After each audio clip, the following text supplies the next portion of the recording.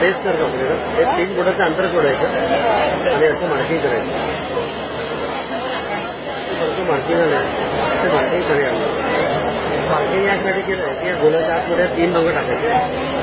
पहिला रंग त्या मार्किंगवर टाकतो.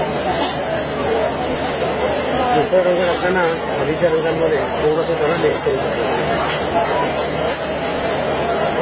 तिसरा रंग हा मध्ये पूर्ण करू. हा झाला बेस. केल्यानंतर सेंटर पॉईंट काढायचं.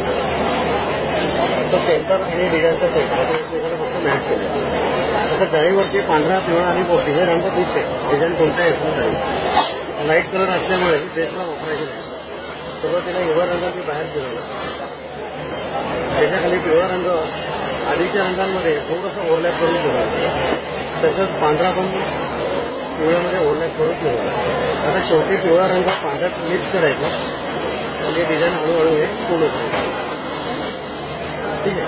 आता जे रंग आपण खाली टाकले होते ना त्या रंगांवरती सगळं डिझाईन हे तयार.